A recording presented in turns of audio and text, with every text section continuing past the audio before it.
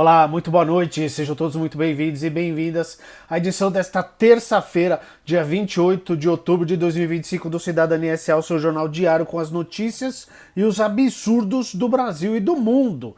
E hoje tem Brasil, muito, tem Rio de Janeiro, tem as defesas mandando lá os embargos declaratórios para o STF, tem água em São Paulo, nível da água despencando na Cantareira, principalmente. Vamos ver o que vai acontecer. Tem o governo federal, o Lewandowski falando do Cláudio Castro.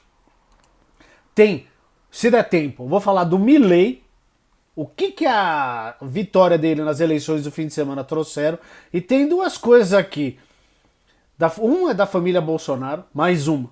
E é uma matéria fantástica sobre o Nicolas Ferreira. Se não der tempo nesse vídeo, eu vou fazer um vídeo separado só sobre esse. Antes de eu ir para as notícias, muito importante, você deixar o seu like e se inscrever no canal. Muita gente assiste, não deixa o like, não se inscreve. Então se inscreva aí, deixe seu like que é muito importante, tá bom? Tem uma matéria aqui, fantástica, do Chico Alves, está no ICL Notícias. Traz muito bem a cretinice do governador do Rio de Janeiro. Vem comigo. A polícia do Rio, hoje comandada pelo governador Cláudio Castro, produziu hoje o maior morticínio da sua história, o que é difícil, né? Já que em território fluminense, infelizmente, os chamados agentes de lei costumam bater recordes macabros. Oficialmente, foram informadas 64 mortes em uma mega operação contra o Comando Vermelho que mobilizou 2.500 policiais. Até o momento, na matéria, consta que 4 deles morreram em confronto. Então foram 4 policiais foram mortos, tá? Essa receita sangrenta que o Castro chama de política de segurança pública é a mesma que se repete há décadas no Rio de Janeiro e não funciona para conter o crime organizado e o tráfico. Qual é a política? Matar, matar, matar. Sai matando todo mundo. E quem é do Rio sabe que isso não funciona. Não funciona para conter o tráfico de drogas e o crime organizado, tá?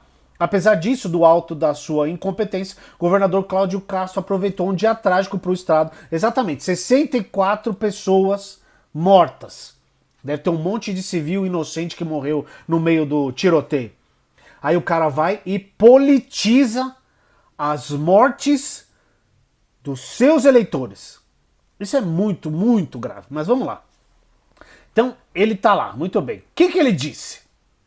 Ele foi dar uma entrevista em que, no lugar de dar explicações sobre o massacre e tentar tranquilizar as pessoas, né, os cariocas, ele só usou esses holofotes para fazer o quê? Politicagem.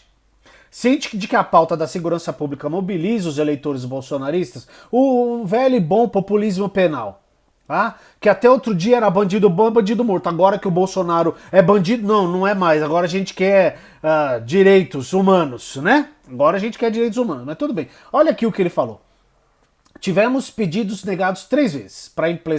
Para emprestar o blindado tinha que ser GLO e o presidente, o Lula, é contra a GLO. Cada dia uma razão para não estar colaborando, reclamou ele. Mas em seguida admitiu. Não foram pedidas forças federais. Ué, meu filho, decide. Você pediu ou não pediu? Como é que alguém negou se você não pediu? Na mesa coletiva, ele argumentou que fez uma operação de defesa. Aspas. Não é mais só responsabilidade do Estado. O Estado está fazendo a sua parte, sim, mas quando se fala em exceder inclusive as nossas competências, já era para estar tendo um trabalho de integração muito maior com as forças federais, o que nesse momento não está acontecendo. Ele finge esquecer suas próprias palavras. Olha o que ele disse aqui em março. Tem as matérias todas aqui, tá? Olha o que ele diz. Eu não preciso que ninguém entre com polícia nova no Rio. A minha polícia está estruturada. Eu preciso que os outros entes façam a sua parte para que o meu trabalho dê o resultado. Declarou ele em março, numa entrevista ao portal Metrópolis. Enquanto ele nacionaliza a questão, esse mês o governante rebateu em abril a ideia de colocar a Polícia Federal no combate direto ao tráfico. Aspas. Não são treinados para isso. Tá? Mas, pelo jeito, os próprios agentes acham que não estão dando conta. Em entrevista concedida segunda-feira, 27, ontem, à Rádio CBN, a porta-voz da Polícia Militar do Rio de Janeiro, a Tenente Coronel Cláudia Moraes, disse o seguinte: O que estou deixando muito claro é que essa situação que estamos enfrentando nessa região, principalmente nesse confronto de facções criminosas, excede a capacidade do Estado do Rio de Janeiro. Aqui na matéria tem todos os recortes. Eu não preciso de que ninguém entre com Polícia Nova no Rio, diz o governador Cláudio Castro em dia 12 de março de 2025. Governador Cláudio Castro diz que não gostaria de ver a Polícia Federal subindo comunidade. Não são treinados para isso. Porta-voz da PM do Rio diz que confronto de facções excede capacidade do Estado. Exatamente, tá? Então ele tá politizando. O que tinha em março? A imagem do governo federal tava uma porcaria. Falou, eu não preciso desses caras. Agora a imagem do Lula tá melhorando e tem essa porcaria. Ele postou no Twitter hoje, o Cláudio Castro, quando os carros, né, os veículos da polícia estavam saindo para fazer operação, narcotraficantes ou qualquer coisa parecida com isso. Que é o mesmo discurso que o Trump tá fazendo, que os Estados Unidos faz. Vejam só, vocês acham que é coincidência? Semana passada, o Flávio Bolsonaro, aquela figura nefasta, pediu pro Trump bombardear barcos na Baía da Guanabara. Uma semana depois, o Cláudio Castro, um bolsonazista fanático, faz esse ataque para poder politizar e atacar o governo federal. É isso. Ele tá matando pessoas no Rio de Janeiro para poder atacar o governo federal. Presta atenção aqui. Lewandowski deu entrevista. Não recebi nenhum pedido do governador do Rio de Janeiro. Ele diz Lewandowski sobre a operação com 64 mortos. Então o Cláudio Castro resolveu meter o louco, falou, vou fazer o que eu quiser. Eu vou lá fazer a operação e depois eu me viro. Aí deu ruim. Ele vai falar o quê? Vai botar a culpa nos outros, como é clássico da estrume direita, tá? Aqui, ó, o ministro da Justiça, Ricardo Lewandowski, disse não ter recebido contato do governador do Rio, Cláudio Castro, a respeito da mega operação realizada hoje. Aspas para o ministro. Não recebi nenhum pedido do governador do Rio de Janeiro, enquanto o ministro da Justiça e Segurança Pública para esta operação, nem ontem, nem hoje, absolutamente nada. Ele deu essa entrevista agora há pouco, tô gravando às 18 horas, agora há pouco foi a entrevista do Lewandowski, tá? A Polícia Federal, a Polícia Rodoviária Federal e as Forças Federais têm uma competência muito limitada constitucionalmente. As Forças Federais não são forças coadjuvantes das polícias militares e das polícias civis. Nós auxiliamos o Rio de Janeiro no que pudemos, disse ele. No começo desse ano, o governador Cláudio Castro esteve no Ministério da Justiça pedindo a transferência de líderes das facções criminosas para as penitenciárias federais de segurança máxima. Foi atendido. Nenhum pedido foi negado. E a PEC da segurança pública, que o governo federal tenta passar para aumentar o investimento e o trabalho contra o crime organizado, o Cláudio Castro foi contrário a isso. E aí tem aqui, ó, o blog do Valdo Cruz. Castro liga para Glaze e diz que não teve intenção de criticar Lula, afirmam fontes. É um cagão, além de tudo, né? Depois de criticar o governo federal, afirmando que as forças de segurança do Rio de Janeiro estavam atuando sozinhas, o governador do estado, Cláudio Castro, do PL, ligou para a ministra das Relações Institucionais, a Gleisi Hoffmann, para dizer que em nenhum momento teve a intenção de criticar o presidente Lula. Segundo apurou o blog aqui do Valdo Cruz, tá? Lembrando que é ele que tá falando. O governador disse que procurou explicar que havia solicitado empréstimo de blindados, mas não teve seus pedidos autorizados por falta de uma operação de garantia da lei e da ordem, a tal da GLO. O governador disse ter sido informado que o pedido oficial de GLO não foi realizado e que sem a solicitação, como ele mesmo explicou, não é possível liberar o blindado. Em entrevista antes da ligação para a Glaze, Castro disse que o governo federal negou ajuda para as operações policiais, como eu trouxe na outra matéria, tá? Aí o Lewandowski deu entrevista e desceu o cacete também. Tá tentando transferir a responsabilidade. Tá brincando com as vidas das pessoas do Rio de Janeiro. Não estou falando dos traficantes. Estou falando dos civis. Um monte de gente teve o dia atrapalhado. Ônibus sequestrado, ônibus tacaram fogo em ônibus, gente que não consegue voltar ao trabalho, tem gente voltando a pé porque o transporte público não está funcionando, porque travaram o Rio de Janeiro. E tem gente inocente morrendo nessa papagaiada do Cláudio Castro, tá bom? Leiam as matérias, estão todas aqui na descrição do vídeo, tá? Esse tipo de coisa me deixa puto, porque a vida das pessoas não importa pra essa gente em nada. Em nada. E aí vem vagabundo, falar no último recurso. Presta atenção. A defesa pede que a STF reconheça que Bolsonaro desistiu da trama golpista. Advogados citam voto contrário de Fux e voltam a falar em cerceamento de defesa. Essa tá no Brasil de fato, mas tem no G1, tem no ICL Notícias, tem em tudo quanto é lugar, tá? Ontem foi a data limite, como eu trouxe, até às 11 horas e 59 minutos da noite, para entregar as defesas, tá? A defesa do Bolsonaro, o presidiário, argumenta que não há provas suficientes que vinculem o ex-presidente aos crimes a ele imputados e pede que o Supremo reconheça que Bolsonaro desistiu de prosseguir com a trama golpista. O pedido menciona trechos do voto do ministro Fux. Obviamente tá tudo conectado, tá? O voto do Fux não foi de graça, tá? Não foi de graça. Agora, como é que é? O crime é tentativa de golpe de Estado. Porque se passar da tentativa e a pessoa tiver sucesso, acabou a democracia, Jesus Cristo. Então é óbvio que o crime é a tentativa. E eles estão falando aqui na defesa que ele desistiu da tentativa. Então teve a tentativa. Pô, não é óbvio para vocês? Ele pôs em prática a tentativa de golpe de Estado e agora a defesa quer dizer que ele desistiu no fim. Não adianta, meu filho. E não desistiu porcaria nenhuma. Mas todo mundo aqui tem todos os recursos dos meliantes. Eu não vou ler tudo, não. O único que não apresentou nada foi o Cid, porque o negócio ficou do jeito que ele queria, tá? E o Augusto Heleno diz que a multa é muito pesada para ele. Ganha pouco mais de 20 mil reais por mês e a multa acho que era 126, 160 mil reais, um negócio assim. Vai a defesa falando, ai, coitado, vai levá-lo à extrema miséria porque a multa corresponde a 6 meses do salário dele. Tadinho, né? Não quer se ferrar, não cometa crime, meu filho, tá? Também tá aqui na descrição do vídeo essa matéria. Tem 2 matérias sobre isso aí, tá bom?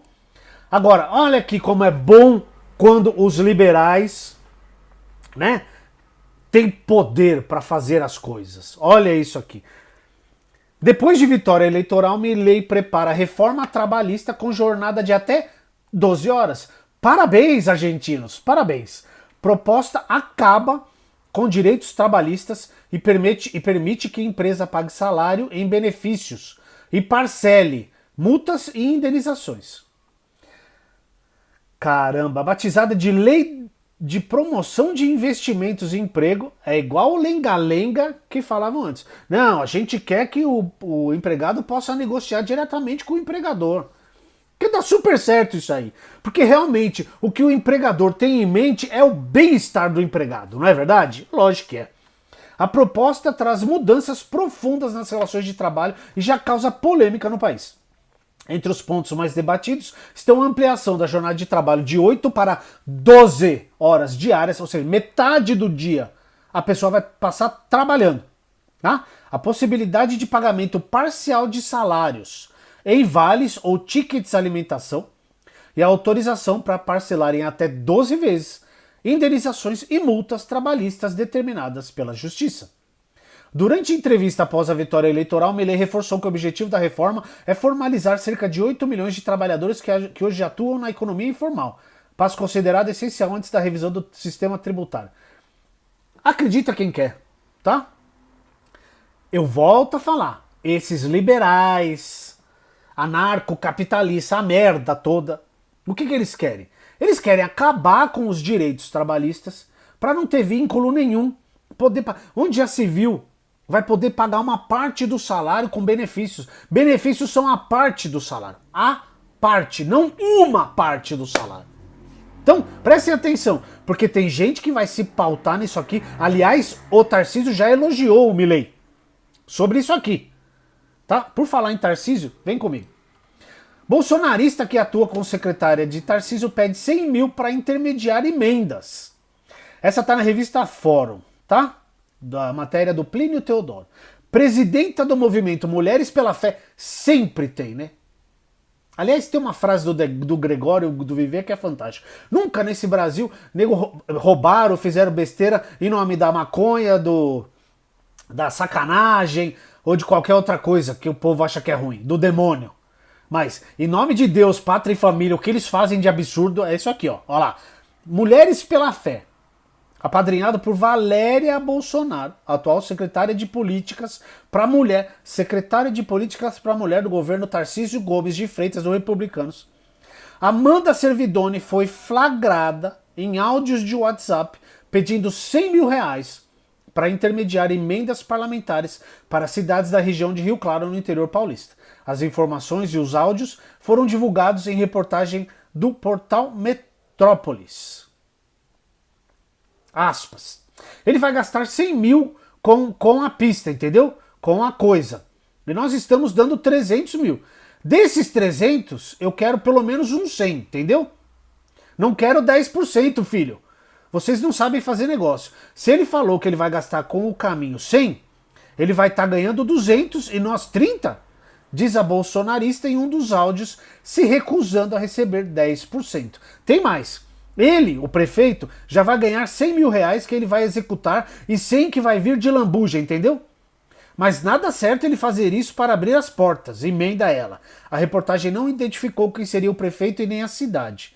Em outro áudio obtido pelo site, Amanda, que já foi servidora da Prefeitura de Rio Claro, diz que cobra 100 mil para abrir as portas para outras cidades. É isso. É 100 e 100, entendeu? 100 e 100, pronto, para abrir mais portas nas outras cidades. Matéria completa com os áudios. Estão aqui. Tá? Principalmente sobre essa Valéria Bolsonaro. Nicolas Ferreira, perdão. Essa é uma matéria investigativa da Sara Vivacqua, que está no DCM. Essa matéria está na revista Fórum, também do Plínio Teodoro. Veja bem, não sou eu que estou dizendo, eu estou replicando a matéria investigativa. Nicolas Ferreira tem elo com o cartel hardcore da máfia dos combustíveis em Minas. Uma extensa reportagem de Sara Vivacqua, no Diário do Centro do Mundo, DCM, revela a existência de uma ligação escandalosa do deputado federal Nicolas Ferreira, do Partido dos Larápios de Minas, um dos bastiões do Jair Bolsonaro do Congresso, e o cartel hardcore da máfia, que há anos é investigada por fraudes fiscais e manipulação no setor de combustíveis em Minas Gerais. Segundo a reportagem, o maior doador individual da campanha de Nicolas foi Ronossalto, que belo nome, hein, amigo? Ronossalto Pereira Neves, empresário do grupo varejista Marte Minas, investigado pela Polícia Federal na Operação Ross, que confessou envolvimento em esquema de repasses ilícitos relacionados ao ex-senador Aécio Neves e à JBS. Ronossalto admitiu ter realizado uma transação financeira a pedido de Joesley Batista, que gerou 1,1 milhão de reais em dinheiro vivo, montante retirado diretamente em sua empresa por gerente da JBS, conforme reportagem do jornal O Globo. Em suas campanhas de 2020 para vereador e 2022 para deputado, Nicolas usou como endereço de comitê eleitoral um posto de gasolina desativado em Belo Horizonte, Avenida Silva Lobo 667, registrado formalmente como empresa de combustíveis, mas sem operar. A empresa que detém esse endereço, a Dupap Empreendimentos S.A., controlada por Ciro Augusto Bergome Picarro e Augusto Joaquim Picarro, está ligada a empresas condenadas pela Operação Mão Invisível, que investigou o cartel de combustíveis, fraudes fiscais e manipulação de preços. Essas empresas, sob o grupo Picarro, enfrentaram condenações do Conselho de Contribuintes de Minas Gerais por fraudes fiscais, manipulação de bombas de combustíveis, caixa paralelo, sonegação de ICMS, entre outros. Ciro e Augusto Picarro também acumulam mais de 180 processos trabalhistas em diferentes localidades, por não pagamento de verbas rescisórias, FGTS, contribuições previdenciárias, uso de sucessões empresariais para mascarar dívidas. Leiam a matéria. Nessa matéria tem o link para a matéria investigativa da Sara Vivacqua, que é gigante. E mandem para os seus amigos, porque eu estou esperando o vídeo com fundo preto do Nicolas para explicar isso aqui. Isso aí não faz, né? E eu vou colocar a matéria do nível da água da Cantareira aqui na descrição, porque não vai dar tempo de falar dela. Mas a coisa está feia. Quem é do estado de São Paulo, eu convido vocês a lerem a matéria aqui na descrição do vídeo, tá legal? Um grande abraço para todo mundo, deixe seu like, se inscreva no canal, envie o vídeo para os amigos e as notícias também. Grande abraço e até o próximo.